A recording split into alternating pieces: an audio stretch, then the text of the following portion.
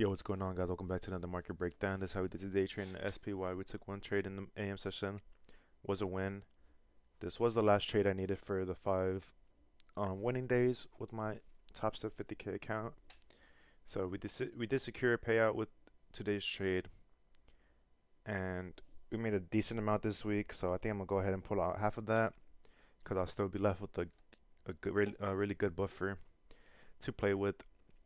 So I think I'm gonna just pay myself now and then use that buffer to run it up to 10K like I had originally planned. But anyways, let me go over my analysis on this trade and why I put risk on to begin with conviction. Anyways, we had NFP today, right? The first Friday of every month. That's pre-market here, 8:30, right? Data release.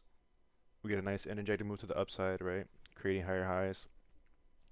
So coming into the day, I had marked out the London high that it created after NFP, as well as the data low from NFP.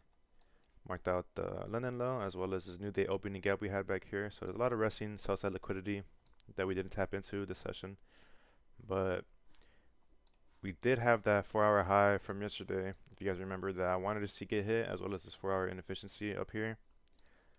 And I thought we were going to hit that today, but as you can see, not quite, almost there. So definitely by next week.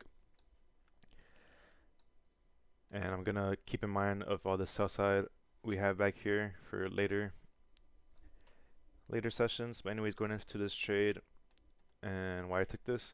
So we get market open, right? Price is shopping around, comes down. Here you can see a bit on the 15-minute.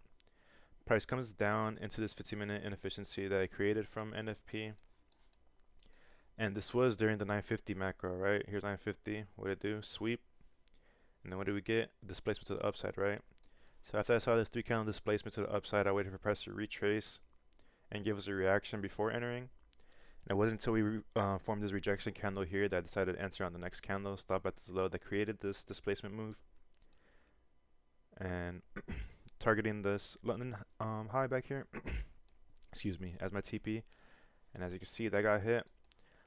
If you guys remember that break-even trade from earlier this week, I was nervous here. I thought we were going to get the same thing. However, I held the confidence and I was up a decent amount already. So if this would have came back, I would have just stopped it out at the $200 mark just to secure the payout. But as you can see, we prevailed. Created a higher high here, taking out that London high finally at around 10:30. That's why I decided to close my position and call it a day. Nice, beautiful week. We've been on a 5-day win streak, so yeah, I can't complain. Not